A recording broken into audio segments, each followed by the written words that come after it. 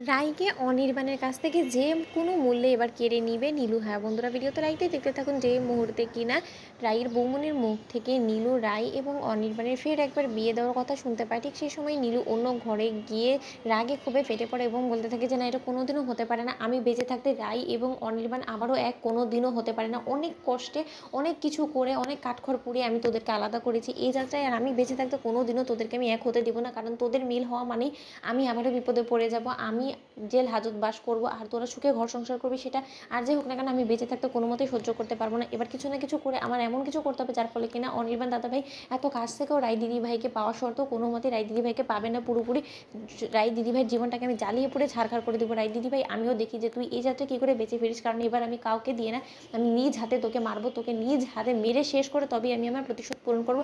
তারপরে যদি আমাকে জেলেও যেতে হয়, আমাকে যদি ফাঁসিতেও ঝুলতে হয়, তাতেও আমার কোনো রকম কোনো আফসোস থাকবে না। ঠিক সেই সময় রায়ের দাদাভাই আপত্তি করে রায়ের বৌমনিকে বলতে থাকে যে দেখো মিষ্টি, অনির্বাণ এবং রায়ের বিয়েটা নিয়ে আমার একদমই মত ভিন্ন। কারণ আমি আর যাই হোক না কেন কোনো মতে অনির্বাণের মতন লম্পট লোককে আর বিশ্বাস করতে পারবো না। অনেকবার ওকে বিশ্বাস করেছি, ইভেন কি আমার বোনটা ওকে অনেকবার বোকার মতন বিশ্বাস করে ওর কাছে ঠকেছে। তারপরে ও একের পর এক বিশ্বাসঘাতকতা করে এসেছে আমাদের সাথে। সেই আবারও নতুন করে ও কিছু না কিছু নিয়ে রায়কে সন্দেহ করবে, আবারও ওদের মধ্যে অশান্তি হবে, আর যার ফলে কিনা মাঝখান দিয়ে আমার বোনটাই কষ্ট পাবে।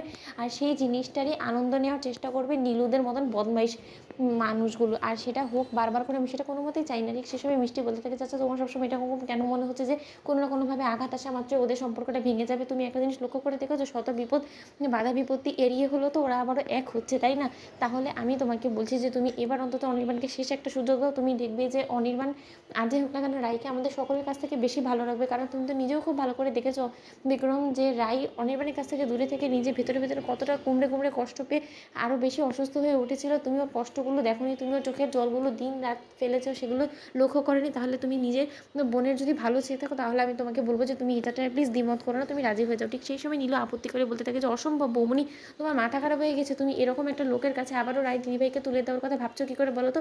আমি খুব ভালো করে জানি যে তুমি চাও না যে রায় দিদিভাই এ বাড়িতে থাকুক, তার জন্যই তো তুমি এরকম করছো। কিন্তু বৌমনি, তোমাকে একটা কথা বলে রাখছি যে রায় দিদিভাই কিন্তু এ বাড়িতে নিজের সংসার খরচ দিয়েই থাকে, কিন্তু তাই বলে তুমি ওকে বোঝা ভেবে তুমি এরকম করে অনির্বাণের দাদাভাইয়ের কাঁধে চাপিয়ে দিয়ে ওর খারাপিটা চাইবে, সেটা কোনোদিনও তোমার কাছ থেকে অন্তত আমরা আশা করিনি। ঠিক সেই সময় রায়ের বোনই বলতে থাকে যে দেখো নীলু, তুমি তোমার মনের বিষগুলো না আর যাই হোক না আমার উপর ওগলানোর চেষ্টা করো না। কারণ আমি খুব ভালো করে বুঝতে পারছি যে তুমি এই যাত্রায় কোনো মতেই চাও না যে অনির্বাণ এবং রায় আবারও এক হোক, কারণ ওরা এক হওয়া মাত্রই তো তোমার শাস্তি নিশ্চিত, আর তুমি সেটাই নিশ্চিত করতে চাও না দেখেই তো তুমি এরকম করে বারবার করে ব্যাঘাত ঘটানোর চেষ্টা করছো। কিন্তু তোমাকে একটা কথা জানিয়ে রাখি, স্বয়ং ঈশ্বরও চায় যে রায় এবং অনির্বাণ যাতে আবারও এক হয়। তার জন্যই তো ঈশ্বর ওদেরকে কোনো না কোনোভাবে মুখোমুখি করেই দিয়েছে, তাই ওদেরকে এক হওয়া থেকে কেউ ঠেকাতে পারবে না। তো বন্ধু, ভিডিও ভালো লাগলে সাবস্ক্রাইব করতে ভুলো না।